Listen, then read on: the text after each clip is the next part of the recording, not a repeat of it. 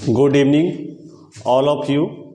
आज हम लोग बिहार बोर्ड के में एक महत्वपूर्ण क्वेश्चन जो 2024 में आने वाला है, जब दो लेंस एक दूसरे से d दूरी पर स्थित है तो समतुल्य लेंस का व्यंजक ज्ञात करें। फॉर्मूला हमको सिद्ध करना है 1/f बराबर 1/f1 plus 1/f2 minus df1 into f2। पहले समझना है कि समतुल्य लेंस क्या है। तो समतुल्य लेंस कहता है कि दो लेंसों के बदले एक तीसरा लेंस लेते हैं। ये हमारा क्या लिखा हुआ है, एक तीसरा लेंस है। दो लेंसों के बदले एक तीसरा लेंस लेते हैं कि ये दोनों लेंस के कारण जो प्रतिबिंब, जहां अंतिम प्रतिबिंब बने तो इसका भी प्रतिबिंब वहीं बनेगा जहां ये दो लेंसों के कारण प्रतिबिंब बना था। तो अंतिम प्रतिबिंब यहाँ बन रहा है तो ये इसका भी लेंस का प्रतिबिंब कहाँ बनेगा, यही बनेगा। तो इस जो तीसरे लेंस को क्या कहते हैं हम लोग, समतुल्य लेंस कहते हैं।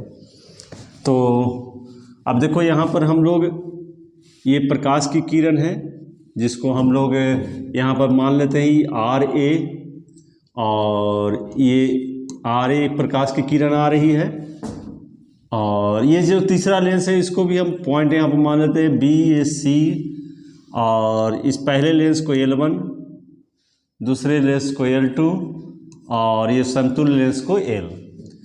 तो देखो इसमें जो हमको लैंग्वेज लिखना है, पहले फिगर तो इस तरह से पार देना है।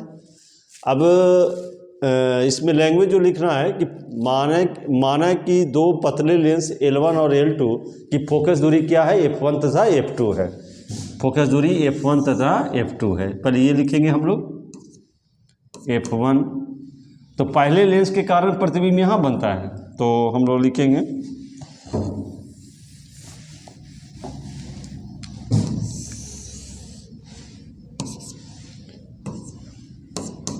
F1, और दूसरे लेंस की फोकस दूरी क्या है, F2 है, F2।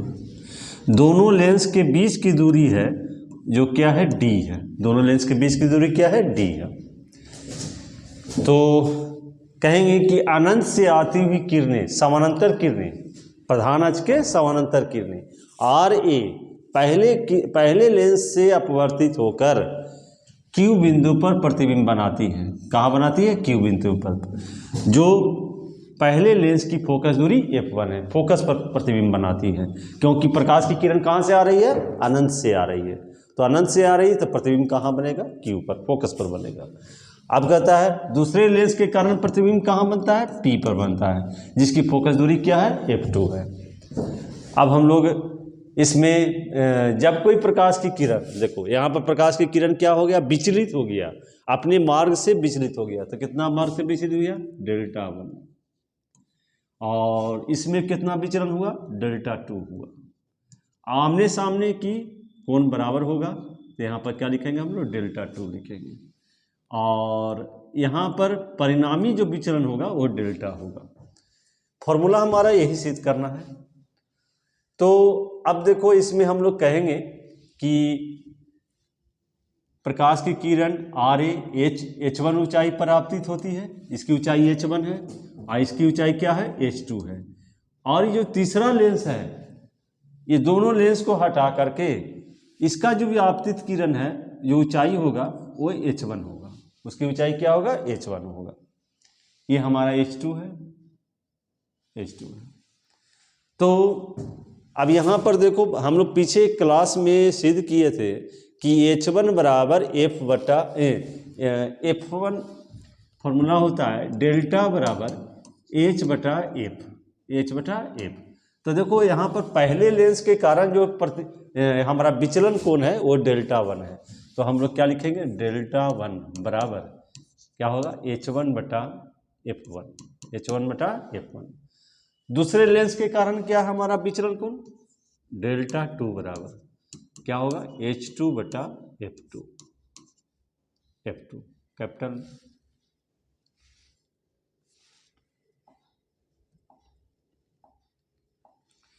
F2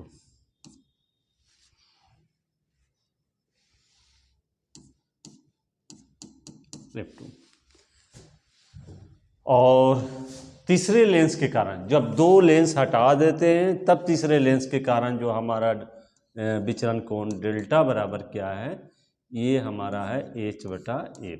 इसकी फोकस दूरी, ये जो लेंस की फोकस, जो तीसरे लेंस की फोकस दूरी क्या है, f है, वो यहाँ से यहाँ तक हम लोग f मान लेते हैं, f मान लेते हैं, यहाँ से यहाँ तक ये f मान लेते हैं। तो अब देखो, अब हम लोग एक पढ़े एक त्रिभुज में कि बहिष कोण बराबर होता है दो अंतः कोणों के योगफल के बराबर होता है। बहिष कोण डेल्टा बराबर Δ1 प्लस Δ2। तो क्या लिखेंगे हम लोग, अभी ये हम यहाँ पर मान रख देंगे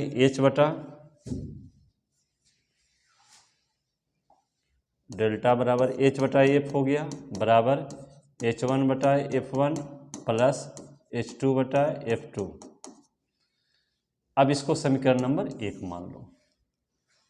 अब देखो यहाँ क्या करना है, हम लोग फॉर्मूला में क्या रहे, h1 h2 हमारा नहीं है, तो हम लोग h1 h2 को हटाने की कोशिश करेंगे।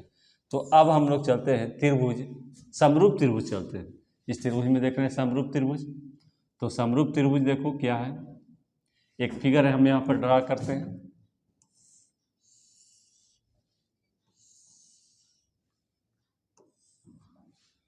A B फिगर क्या है, A11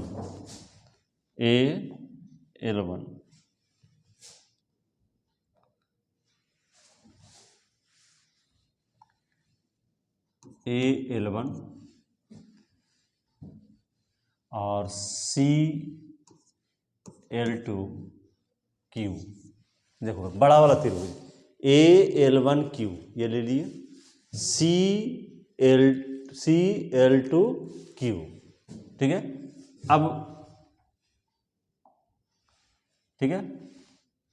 अब हम लोग देखो इसमें त्रिभुज कैसे हम लोग कहेंगे समरूप होगा।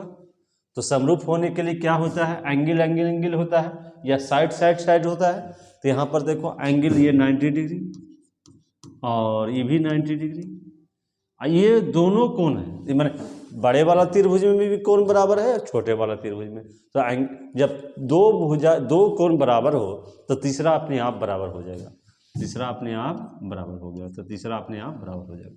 तो अब हम लोग क्या करेंगे, अब यहाँ पर तो देखो तब त्रिभुज क्या होगा, समरूप होंगे। तो लिखेंगे त्रिभुज A11Q एवं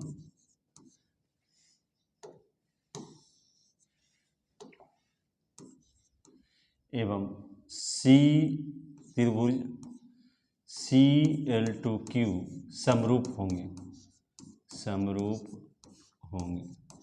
और जब समरूप होंगे तब भुजाओं का अनुपात क्या होता है, बराबर होता है। तो भुजाओं का अनुपात क्या हो जाएगा, A11 बटा ये भुजा, फिर इसका ये भुजा कॉरस्पॉन्डिंग लेंगे CL2 बराबर बड़ा वाला त्रिभुज की भुजा A11Q बटा छोटा वाला क्या हो जाएगा L2Q। A11 क्या है हमारा, H1 है। AL2 बराबर क्या है, CL2 बराबर क्या है, H2 है, ठीक है, H2। अब यहाँ पर देखो A11 बराबर क्या हो जाएगा, H1, CL2 बराबर क्या हो जाएगा, H2 बराबर L1Q देखो हमारा क्या है, F1 है, F1 बटा L2Q हमको मालूम नहीं है ना। L2Q क्या है, तो अब क्या करेंगे, L2Q लाने के लिए हम लोग क्या करेंगे, ये पूरा बड़ा में से छोटा घटा देंगे, L1Q minus L1 into L2, मैंने L1Q minus L1 into L2। L1 L2 क्या है, D है ना, D घटा दी। अब हम यहाँ पर देखो इसको और थोड़ा सा ऊपर करते हैं,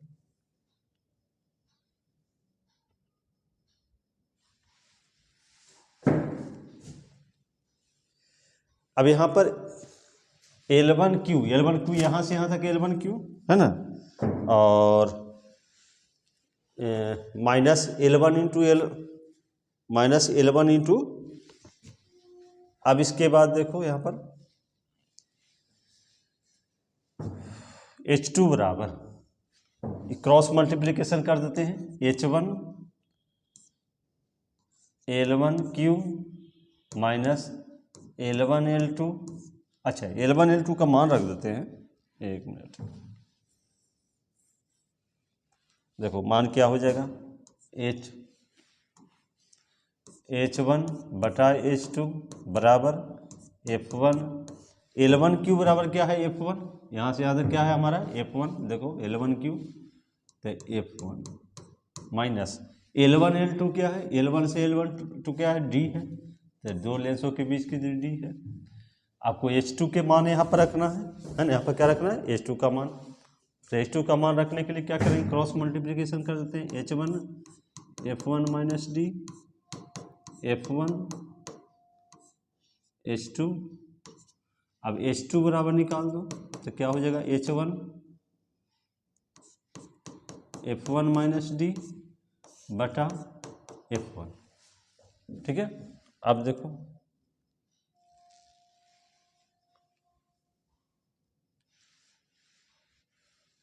अब हम लोग यहाँ पर क्या करेंगे, H2 का मान समीकरण 1 में रखेंगे। H2 का मान कहाँ रखेंगे, समीकरण 1 में। तो अब देखो यहाँ पर थोड़ा सा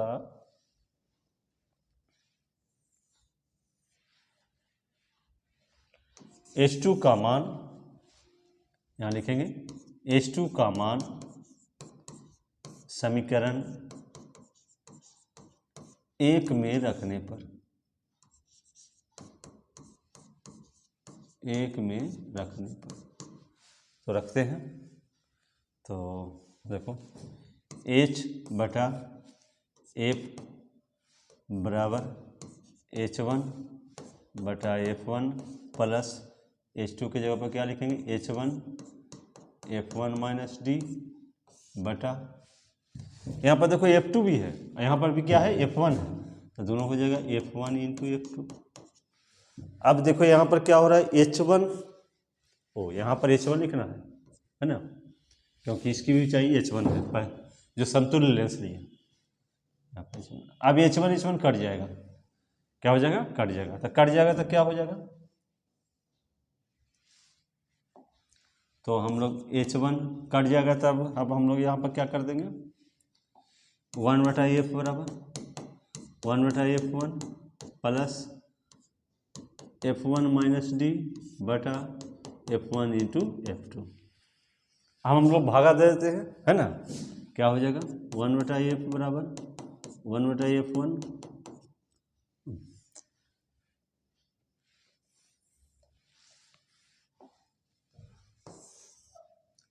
1/F बराबर क्या हो जाएगा, 1/F1 प्लस, अब देखो दोनों में भागा देते हैं, अब इसको हम LCM में बदल देते हैं, मतलब ऐसे कर देते हैं, देखो F1 बटा F1 into F2 minus D F1 into F2। अब क्या होगा, F1 से F1 कैंसिल हो जाएगा, तो क्या हो जाएगा, 1/F बराबर 1/F1 plus 1/F2 minus D F1 into F2। ये हमारा फॉर्मूला सिद्ध हो गया। तो आशा करते हैं कि तुम लोग समझ गए होगे, फिर से एक बार रिवीजन कर दें। तो देखो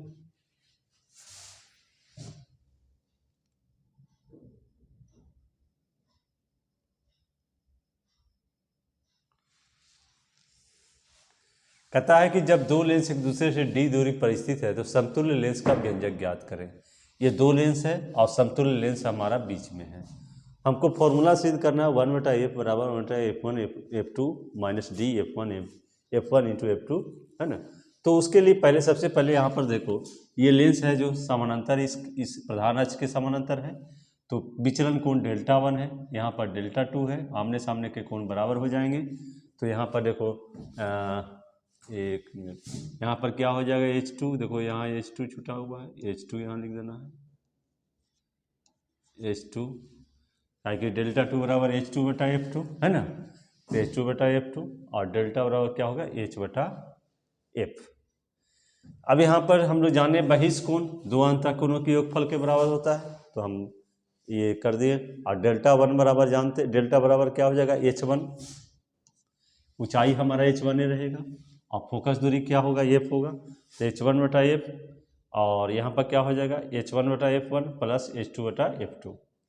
अब हम लोग कहेंगे ये त्रिभुज समरूप त्रिभुज हो गए, बताएं कैसे समरूप होगा, एंगल से, और जब समरूप होगा तब भुजाओं का अनुपात बराबर होगा, तब भुजाओं का अनुपात हम लोग AL1 बराबर H1 होगा और CL2 बराबर H2 होगा, और L1Q बराबर क्या हो जाएगा, F1 हो जाएगा, और L1Q है ना, L1Q माइनस यहाँ पर L2Q कुछ पता नहीं है, देखो L2Q, तो हम लोग क्या करेंगे, L1Q minus L1 into L2। इस तरह से हम लोग H1/H2 कर दिए बराबर F1/F1 minus D, cross multiplication कर दिए, समीकरण H2 का मान समीकरण 1 में रख दिए, तो देखो 1 में रख दिए है ना। अब तो कैलकुलेशन है, ठीक है, आ जाइए।